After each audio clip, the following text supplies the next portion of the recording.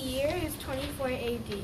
Arizona and her father Ramses have stopped at a village to sell their wares. They travel up and down Egypt's upper Nile River to trade fine linen, glass, and other goods. Many of their customers come from the kingdom of Kush, which is where Egypt's southern neighbor. It's getting dark, Arizona. We should start packing up. After this customer, Father, please feel the linen. It's perfect for clothes or for wrapping mummies. That is nice. Let me have 10 yards. You're a natural-born merchant, Arizona. Look at all this gold. We've made a fine profit yet. You're a good teacher, Dad. I learned it all from you. This is a strange life for young girls, traveling up and down the river, selling things instead of living in a nice mud brick house with neighbors around.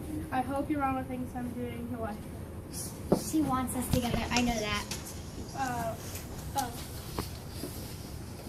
Look at that ship full of goods. Let's steal it. Let's take the man and girl too and get some of the Kush. Get your hands up! Please take the boat, but leave us alone. Are you kidding? We can get good money for you, especially for your daughter. She looks young and strong. You're not turning my daughter into a slave. Be quiet or we'll dump you in the river and you'll be crocodile chow. Don't touch my father. Pipe down or he goes overboard.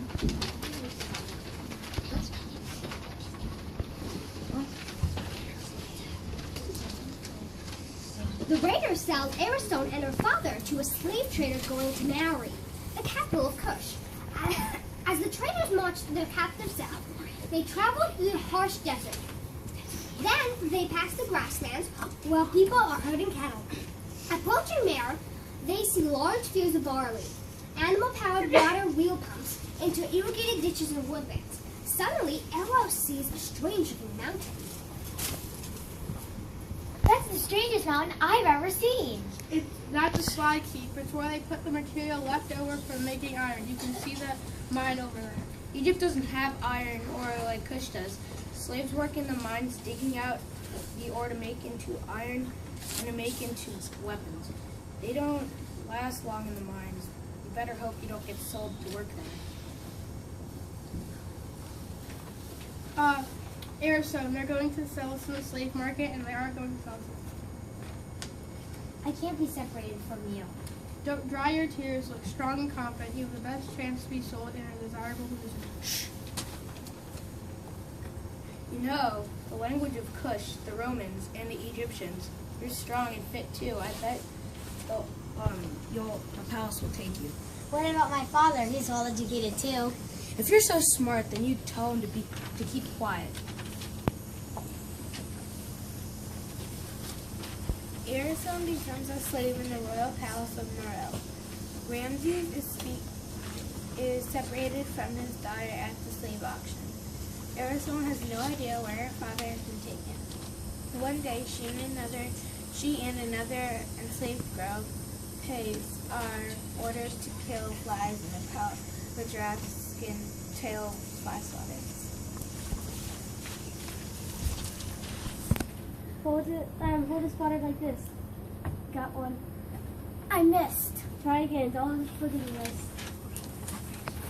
Thanks for helping me. It feels so strange to be here. I remember that feeling. How long have you been here? Since I was 7. You're from Egypt, aren't you? Yes. How could you tell? You look Egyptian. There's tons of Egyptians here in Kush who fled from trouble in our country, in your country. They gather in restaurants and cry into the bowls of barley about the good old days. In a strange way, Kush is a lot like home.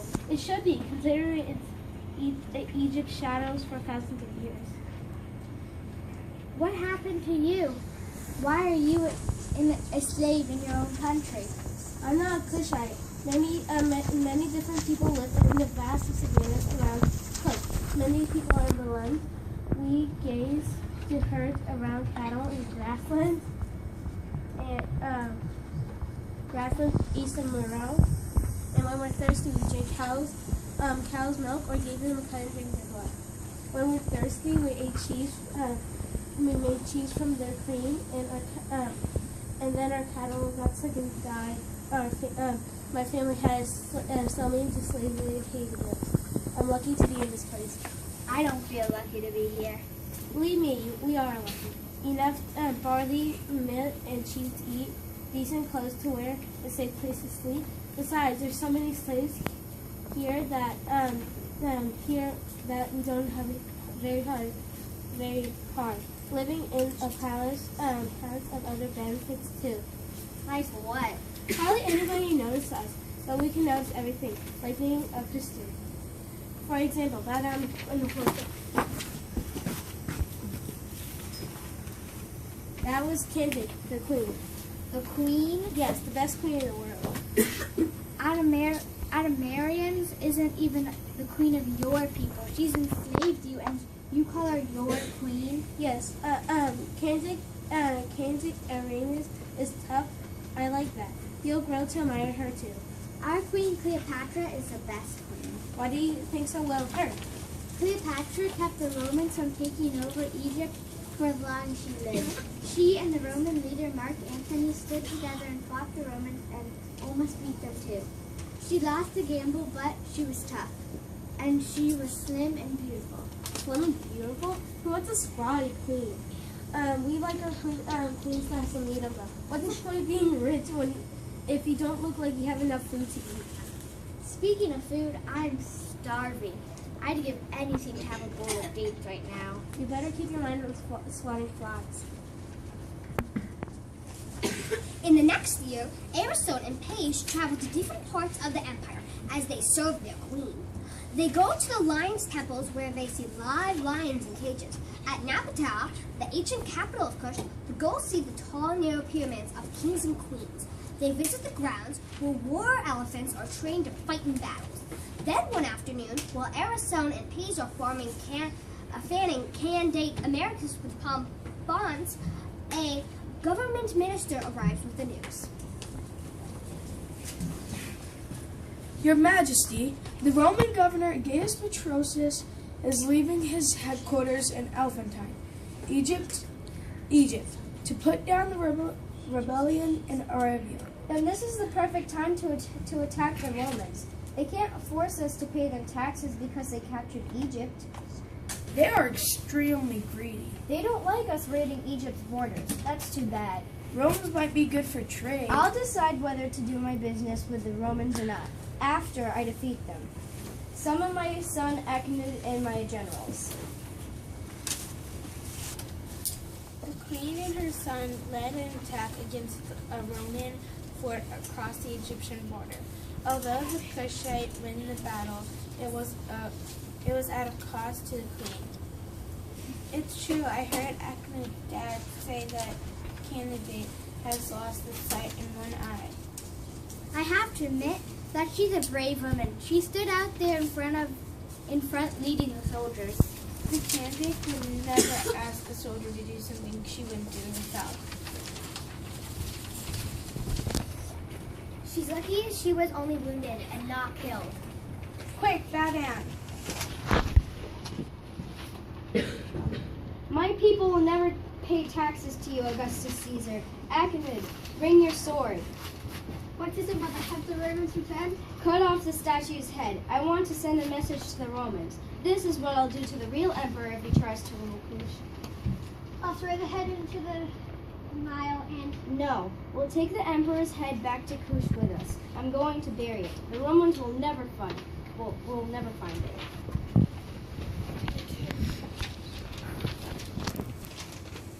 The Romans never do find the statue's head, but a few days later, the Roman soldiers led by Gustuus Petrus recapture the fort.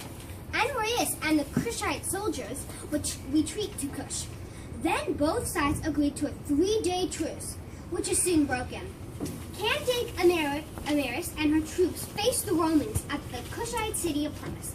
The Romans win the battle and go on to burn the ancient Kish capital, Napata. There is a discussion in the Roman camp. I know Arminius well. That one-eyed queen will never give up, no matter how many battles she loses. I've never seen such a fierce fighter. Perhaps it would be better to make peace with her. Find out what she wants, but tell her that we want the head of Aegus Caesar back. Yes, Governor. Meanwhile, in the Kush camp, Why should we fight when we can help each other? You mean when you can help yourself to Kush's riches? Your kingdom is rich, Your Majesty. Rome only asks for a small amount. In exchange, we offer you the protection of our army. What I need and have is the protection from your army. Now let me tell you what I want. Kush will not pay taxes to Rome. What I will do is open up Kush to Roman trade. The emperor will never agree to that. Every day camels come to Meroe from the western desert and south and east. They bring gems, frankincense and myrrh, ostrich feathers, leopard skins, wild animals, gold, and slaves. It will be easier for you Romans to do business with us and our trade networks than for you to go to some unfamiliar place deeper in Africa. You do make a good point. Kush is a long way from Rome. You can make Africa's riches accessible to us. Very well, I'll take your suggestions to the emperor. They're not suggestions. They're demands which must be met. There is one other thing. The matter of the emperor's head. If you can find it, you can have it back. Kush and Rome signed a treaty. Trade between the two empires is open. Kush will no longer have to pay taxes to Rome. Although the Kandake will break the treaty in a few years, life at the palace returns to normal. I can't believe I'm saying this, but it's good to be back in the palace. It was so exciting to see our Kandake fight the Romans and then make peace with them. She's so tough. I couldn't believe it when she told Akhdad to cut off Mustapha's head. The Romans will never find it. They'd never dare to dig up the floor of Kushite's temple. I bet that head's going to be buried there forever. the bronze head was found in the 1800s. Today it can be seen at the British Museum in London. The end. Yeah, go take a bow.